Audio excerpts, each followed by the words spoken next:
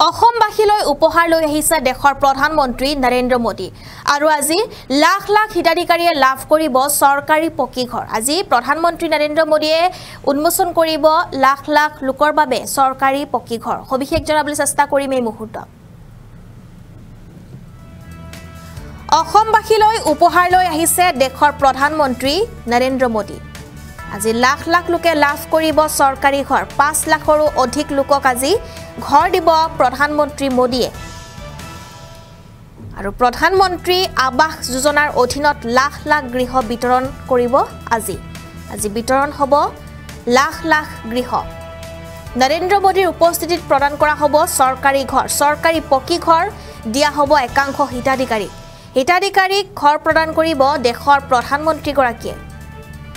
জনসভা সংবোধন কৰি শুভাৰম্ভ কৰিব PMAY জিৰ অভিলাষী প্ৰকল্প আৰু কেইবাটাও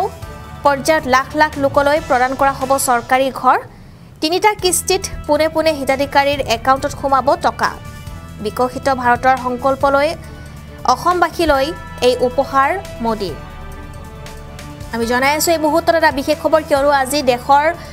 যেটো প্ৰধানমন্ত্ৰী গৰাকীয়ে লাখ লাখ লোকক দিব চৰকাৰী ঘৰ আজি লাখ লাখ লোকে লাভ কৰিব চৰকাৰী ঘৰ কিয়নো আজি দেশৰ প্ৰধানমন্ত্ৰী গৰাকীয়ে দিব চৰকাৰী ঘৰ একাংশ লোকক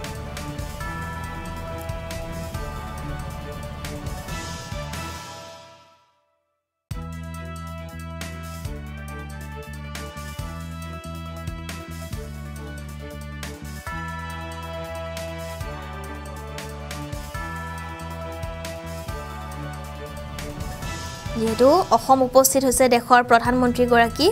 আৰু বৰ্তমান কাজিৰঙাত আছে প্ৰধানমন্ত্ৰী গৰাকী আৰু তাৰ পিছতে আজি লাখ লাখ লোকক দিয়া হ'ব চৰকাৰী ঘৰ একাংশ লোকে আজি একাংশ দৰিদ্ৰ লোকসকলে আজি লাভ কৰিব চৰকাৰী ঘৰ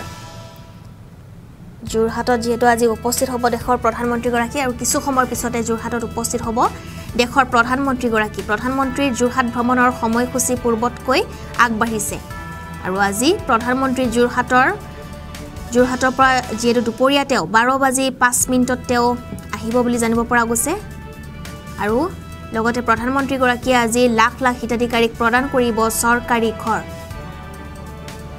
মেলেং মেটেলিৰ জনসভাত দুপৰীয়া 12:45 উপস্থিত হৈ 1:15 লৈকে সভাস্থলীত থাকিব প্ৰধানমন্ত্ৰী গৰাকী আৰু 1:30 বজাত মেলেং মেটেলিৰ পৰা প্ৰধানমন্ত্ৰী মোদী যোৰহাট বিমানবন্দৰলৈ হেলিকপ্টাৰত ৰাওনা হ'ব আৰু বিয়লি 2 বজাত যোৰহাটৰ ৰৰয়া বিমানবন্দৰৰ পৰা অসম এৰিব দেশৰ প্ৰধানমন্ত্ৰী গৰাকী যোৰহাটৰ অৰ্ধনিৰ্মিত 4 লেনযুক্ত ৰাষ্ট্ৰীয় ঘাইপথৰ কাষৰ পথাৰত অনুষ্ঠিত হোৱা প্ৰধানমন্ত্ৰীৰ বিশাল এই জনসভাত একাংশই যেটো ভাগ ল'ব আৰু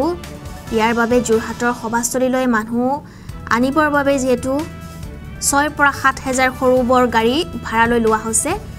আৰু এতিয়া অসমবাসীলৈ উপহাৰ লৈ আহিছে দেশৰ প্ৰধানমন্ত্ৰী গৰাকীয়ে আৰু আজি যেটো 5 লাখৰো অধিক লোকক দিয়া হ'ব চৰকাৰী ঘৰ অসমবাসীলৈ উপহাৰ লৈ আহিছে দেশৰ প্ৰধানমন্ত্ৰী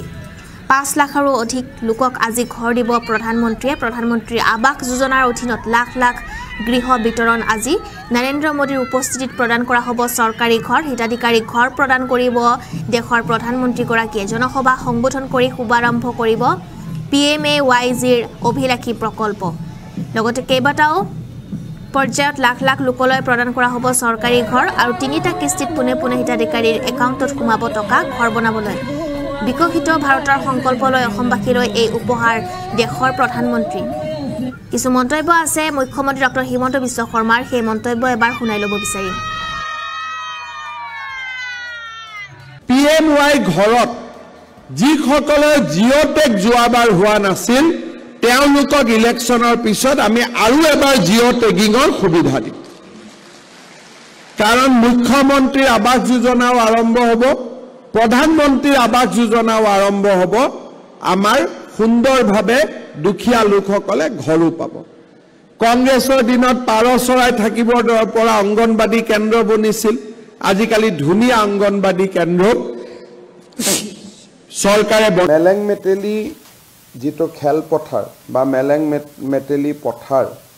তাতে অনুষ্ঠিত হোৱা সভাত এটা ভাৰতৰ ভিতৰতে এটা নতুন অভিলেখ স্থাপন কৰি তেখেতে একেলগে একেটা ভেনুৰ পৰাই 5,55,550টা প্ৰধানমন্ত্ৰী আৱাস যোজনাৰ ঘৰ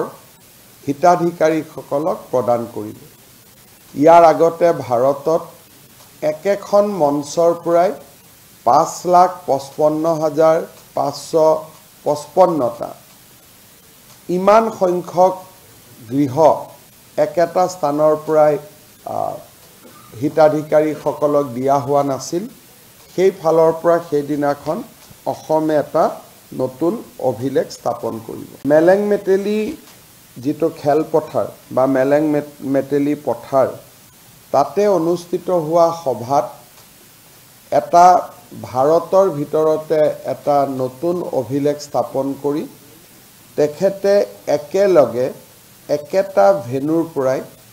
5,55,550টা প্ৰধানমন্ত্ৰী আৱাস যোজনাৰ ঘৰ হিতাধিকাৰীসকলক প্ৰদান কৰিব। ইয়াৰ আগতে ভাৰতত একেখন মঞ্চৰ পৰাই 5,55,555টা ইমান সংখ্যক গৃহ একেটা স্থানৰ পৰাই হিতাধিকাৰীসকলক দিয়া হোৱা নাছিল। সেই ফালৰ পৰা সেইদিনাখন অসমে এটা নতুন অভিলেখ স্থাপন কৰিব।